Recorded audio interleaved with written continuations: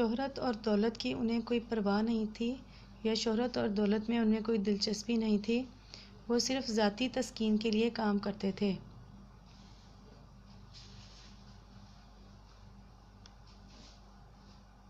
یہی وجہ تھی کہ ان کے زمانے کے زیادہ تر لوگ ان کے کارناموں سے واقف نہیں تھے، اس لیے ان کی موت کی خبر بھی تیسرے دن اخباروں میں چھپی۔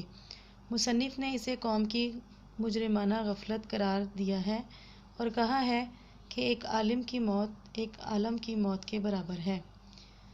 اب تشریح طلب پیراگراف کا ذکر کرتے ہیں، ہم تشریح طلب پیراگراف پہ آتے ہیں۔ تشریح طلب پیراگراف میں مصنف کہتے ہیں کہ موت برحق ہے، یعنی اگرچہ یہ ایک تلخ حقیقت ہے، مگر ہم سب کو ایک دن اس حقیقت کا سامنا کرنا ہے۔ ہم سب کو ایک نہ ایک دن مرنا ہے، مگر ہر کسی کے مرنے میں فرق ہوتا ہے۔ اسی طرح مرزا صاحب نے بھی کافی طویل عمر پائی، مگر ان کی وفات کا دکھ اس لیے زیادہ ہے کہ ان جیسے قابل، شریف اور رکھ رکھاؤ والے انسان کو زمانہ اب پیدا نہیں کرے گا۔ ایسے لوگوں کے لیے کسی شاعر نے کیا خوب کہا ہے: بد سہل اسے جانو پھرتا ہے فلک برسوں، تب خاک کے پردے سے انسان نکلتے ہیں۔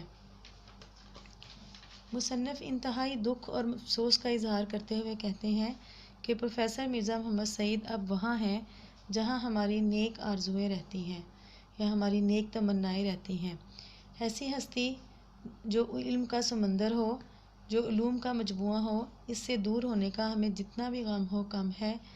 ہم اب صرف ان سے بچھڑنے کا غم ہی کر سکتے ہیں یا ان کے لیے نیک تمنائیں یا دعائیں کر سکتے ہیں، کیونکہ زمانہ اب ایسے انسان پیدا نہیں کرے گا۔ آسمان تیری لحد پہ شبنم افشانی کرے، سبزۂ نو رستہ اس گھر کی نگہبانی کرے۔